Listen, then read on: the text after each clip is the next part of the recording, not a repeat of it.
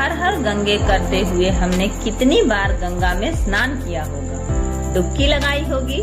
पर आज हम आपको ले चलते हैं गंगा की यात्रा पर। गंगा नदी भारत की सबसे महत्वपूर्ण नदी है। यह भारत और बांग्लादेश से कुल मिलाकर 2525 किलोमीटर की दूरी तय करती है। गंगा नदी उत्तराखंड के उत्तरकाशी जिले में गोमुख के निकट गंगोत्री हिमानी से निकलती है। यहाँ यह भागीरथी के नाम से जानी जाती है। गंगा नदी के इस उद्गम स्थल की ऊंचाई 3140 मीटर है। गोमुख हिमानी में गंगा देवी कामत पर्वत एवं त्रिशूल पर्वत का हिम पिघलकर आता है। यद्यपि गंगा का आकार लेने में अनेक छोटी धाराओं का योगदान है, लेकिन 6 बड़ी और उनकी सहायक 5 छोटी धाराओं का भौगोलिक और सांस्कृतिक महत्व अधिक है। अलकनंदा विष्णु गंगा की सहायक नदी है। विष्णु प्रयाग में धौली गंगा और अलकनंदा का संगम है और नंद प्रयाग में अलकनंदा का मंदाकिनी नदी से संगम होता है। इसके बाद इसका कर्ण प्रयाग में अलकनंदा कर्ण गंगा या पिडर नदी से संगम होता है।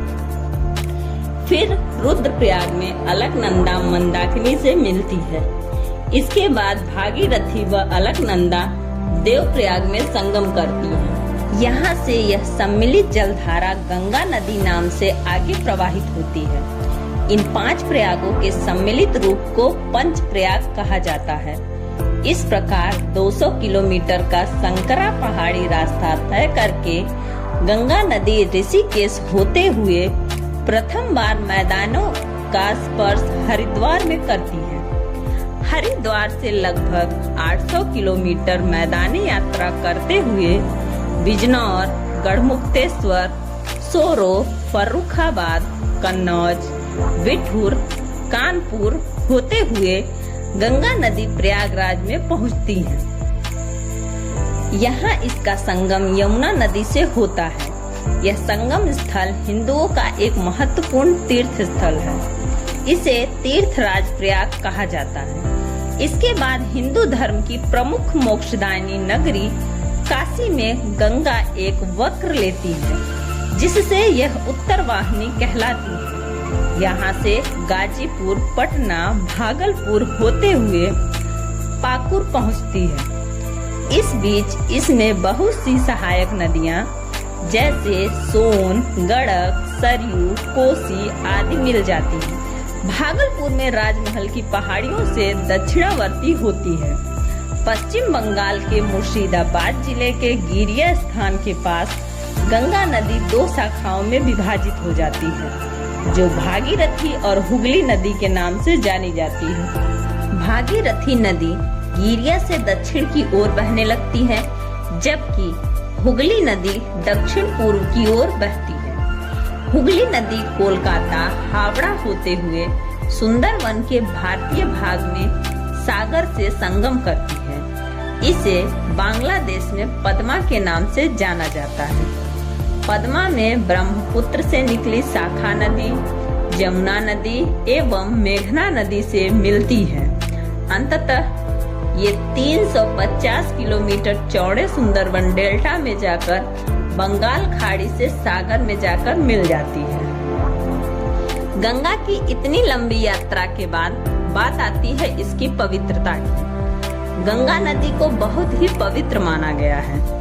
यह विश्व भर में शुद्धिकरण के कारण जानी जाती है। लंबे समय से प्रचलित इसकी शुद्धिकरण की मान्यता का वैज्ञानिक आधार भी है। वैज्ञानिक मानते हैं कि इस नदी के जल में बैक्टीरियोफेज नामक विषाणु होते हैं, जो जीवाणुओं व अन्य हानिकारक सूक्ष्म जीवों को जीवित नहीं रहने देते।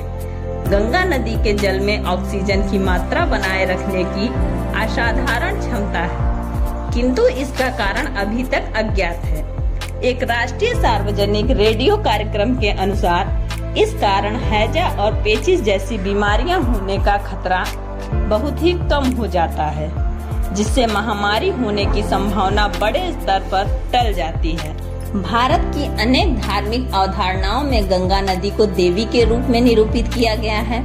बहुत से तीर्थ स्थल गंगा नदी के किनारे पर बसे हुए हैं, जिसमें वाराणसी, हरिद्वार और प्रयागराज उत्तरकाशी प्रमुख है।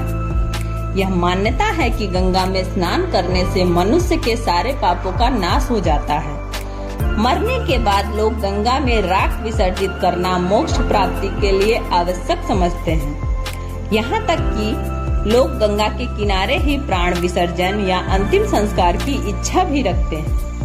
इनके घाटों पर लोग पूजा अर्चना करते हैं और ध्यान लगाते हैं। गंगा जल को पवित्र समझा जाता है तथा समस्त में उसका होना आवश्यक है। पंचामृत में भी गंगा जल को एक अमृत माना गया है। अनेक पर्वों और उत्सवों का गंगा से सीधा संबंध है। उदाहरण के लिए मकर संक्रांति, कुंभ और गंगा दशहरा के समय गंगा में नहाना या केवल दर्शन ही कर लेना बहुत महत्वपूर्ण समझा जाता है। गंगा तटों पर अनेक प्रसिद्ध मेले का आयोजन किया जाता है और अनेक प्रसिद्ध मंदिर गंगा तट पर ही बने हैं। महाभारत के अनुसार मात्र प्रयाग में माघ मास में गंगा यमुना के संगम पर 3,10,00,000 तीर्थों का संगम होता है। ऐसे ही कुछ रोचक जानकारी के लिए हमारे चैनल को लाइक, शेयर एंड सब्सक्राइब करें।